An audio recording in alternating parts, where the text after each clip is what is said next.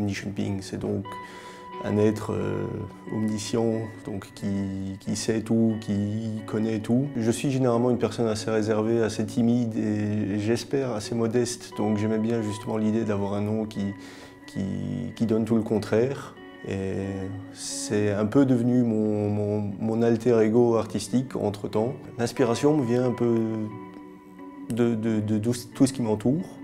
Donc autant de livres que de scènes à l'extérieur, que je passe aussi beaucoup de temps sur Internet, donc des illustrations d'autres artistes, des autres projets graphiques, des projets vidéo.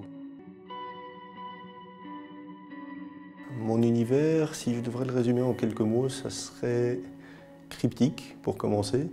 Il y a toujours des petits éléments un peu cachés dans les illustrations. On m'a souvent dit que c'était assez dark, mais ça, c'est très relatif. J'ai une petite fascination pour tout ce qui est un peu plus sombre et mystique, mais ça n'influe pas tant que ça. Parce qu'il y a aussi un côté très coloré et vibrant à mon travail.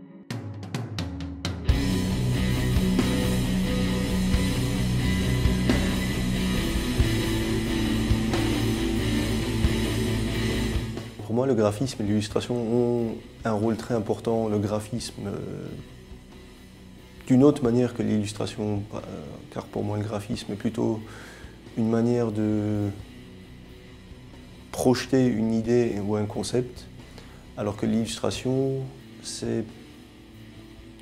est forcément plus artistique, c'est plus libre, mais c'est un peu un lien entre le graphisme justement et l'art. Le graphisme pour moi, personnellement, c'est plus on va dire orienté vers les gens, alors que l'illustration est beaucoup plus personnelle. Les photographies cynocéphales, je me disais que je voulais juste essayer, techniquement parlant, de réaliser ce genre de portrait, mais en les faisant, en trouvant les références qu'il me fallait, j'ai soudainement eu cette idée de représenter des portraits très vintage, on va dire, avec un feeling un peu plus vieux, donc d'où les costumes de guerre de sécession américaine. Et donc, avec les costumes de guerre de sécession est venue l'idée de justement faire tout un concept autour d'une sorte de corps d'armée animal. Donc une fois que le premier portrait a été réalisé et que le concept général a été fixé, ben, les autres ont suivi et chacun a sa propre petite histoire. J'ai toujours bien aimé les peintures des grands maîtres flamands, en particulier Bosch. J'ai toujours eu une grande passion pour les œuvres de Bosch parce que ça a un caractère justement très cryptique et mystique comme ce que je décrivais auparavant. Il y a aussi tout ce qui est illustration contemporaine et aussi beaucoup le street art. J'ai beaucoup commencé avec une grande appréciation des œuvres de Shepard Fairey pour Obey ou Banksy. Mais j'ai aussi beaucoup d'influence musicale, on va dire. Mes débuts de graphiste ont été faits dans la scène du métal luxembourgeoise où j'ai commencé à faire des flyers pour des concerts. Et donc c'est un peu là où toute cette passion s'est révélée.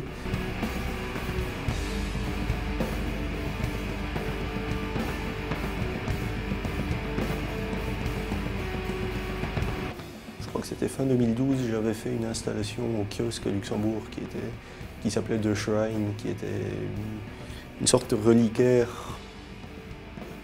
Enfin, c'était entre le reliquaire et la peinture de nature morte.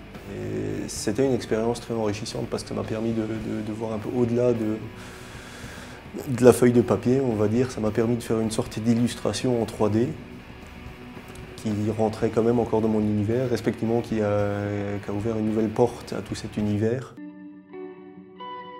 La scène de l'illustration au Luxembourg commence tout lentement à prendre forme, c'est ce que je trouve très bien, parce que quand j'ai commencé, elle était beaucoup plus petite, beaucoup plus intime, et donc à force beaucoup plus dure aussi.